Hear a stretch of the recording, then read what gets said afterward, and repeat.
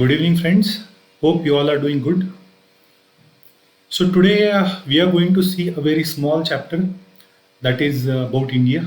India, its physical setting, its political setting, a little bit. It's not a very heavy chapter, a very small and sweet chapter.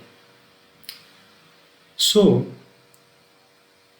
when we say India, the first thing comes into our mind is a map of the India. So the particular shape that we have seen since our childhood that comes in front of our eyes. So if you see this map on your screen, so what are the overall extent of India? In this map, you can see yesterday we have day before yesterday we saw about mapping. So we saw that brown color is used for mountains and this green color is used for plains. So you can see alluvial plains and all they are shown in the green color, and yellow color is for plateaus. So they have shown this type of map. So now let us understand the overall physical setting of India. India, this picture, when we say India, this picture immediately pops up in front of our eyes. So right now you can see the north-south extension of India, east-west extension of India. So where does it go? How does it go? So let us understand these basics. So on the northern front, if you can see, on the northern end of India, we have Himalayas. Then in the southern region, we have this Bay of Bengal on one side, Arabian Sea on the other side, and here Indian Ocean on the extreme southern side. So this thing, on the eastern side you have eastern mountains called as Purvanchals, and western side you have a desert, so Rajasthan desert and Kutch. We can say the flatlands of Kutch, run of Kutch, that we have on the eastern and western side of the India. On the center you have the peninsula. So peninsula is a land which was not initially part of India. It come floated from southern hemisphere to the northern hemisphere, that we are going to see in let us say in a Wegener's theory of continental drift and plate tectonic when I'll come and teach you in the class. So let us understand the basic things about India which are very important, some facts which are very important from the point of view of our preliminary examination. Just one of the sentences can be given in your answer and you'll have to deal with that. So most important thing is the overall area of India. So overall area of India we can say is around 3.28 million square kilometer. So you have to remember this figure you should always remember, because this is important while talking about India's frontiers, India's coastline, overall India's farming, okay, the India soils. So many things reference you can give by using this figure 3.28 million square kilometer, which is the overall area of India. Then north, south and east, west limits or extensions are very, very important. So our north, south extension or distance from north to south is more compared to east to west distance. So roughly if we say north, south extension or the north, south distance of India is around 3,200 kilometers from Kashmir to Kanyakumari, and east to west distance or east to west extent of India is around 2,900 kilometers from Arunachal Pradesh to the run of Kutch or Gujarat. So the easternmost state is Arunachal Pradesh, westernmost state is Gujarat, run of Kutch is a westernmost state, or we can say we have the particular creek running through the Gujarat nearby Gujarat, and it's a border between India and Pakistan. We call it as a Sar Creek. It's a westernmost point of India's. It's India's westernmost point, and on eastern side it's a Kibithau place called as in Anjao district in Arunachal Pradesh. That is the easternmost side in the east Arunachal Pradesh, which is there.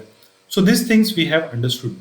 So since as we know we have peninsula, so peninsula is nothing but when land is surrounded from three sides by the water, we call it as a peninsula. So three sides of the India are covered by the water. On the eastern side we have Bay of Bengal, on the western side we have Arabian Sea, and on the southern side we have the Ocean of India or Indian Ocean. That also we have seen it's the only ocean named after any country.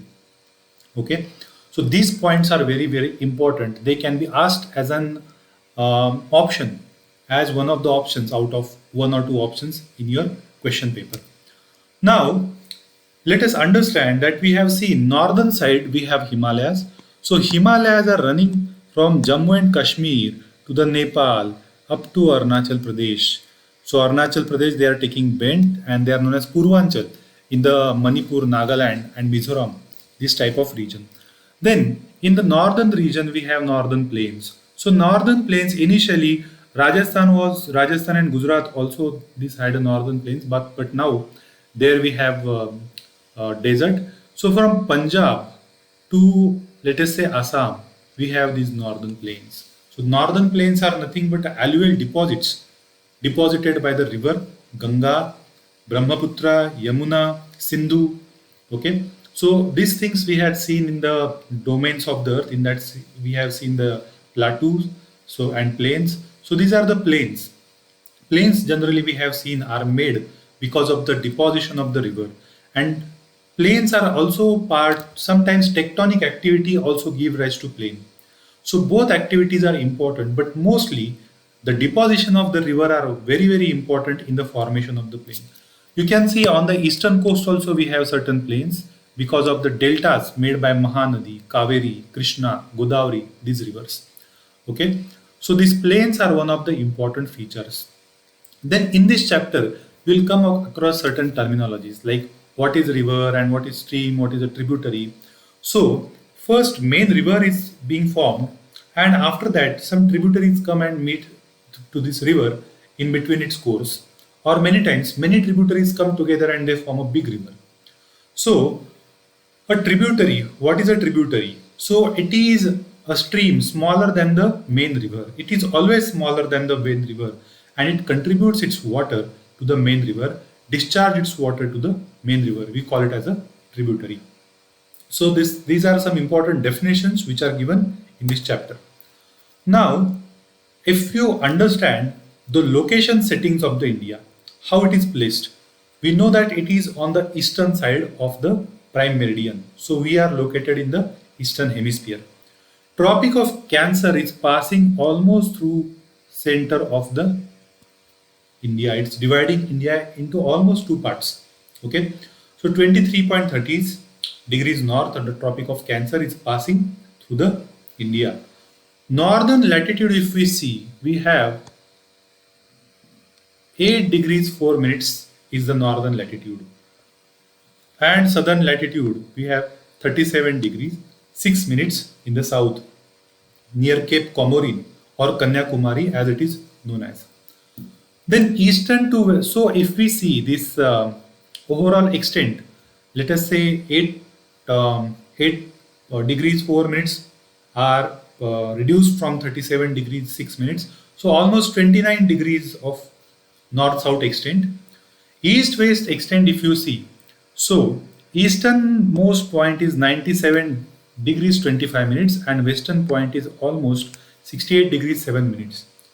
So again, if we reduce this 68 degrees from 97, so again you will get around 29 or 30 degrees around.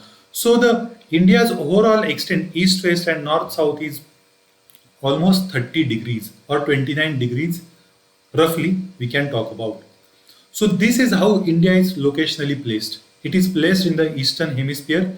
The Tropic of Cancer is passing through the center and almost east-west and north-south extent of India is almost around 30 degrees or 29 degrees.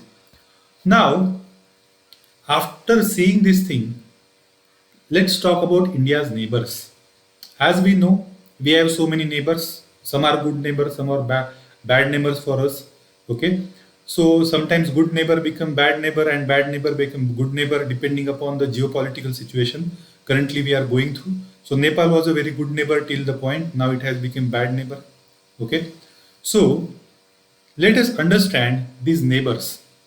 So in geopolitics also we will see this how the relation between neighboring countries change and how geopolitical situation impacts the overall international relations. Okay.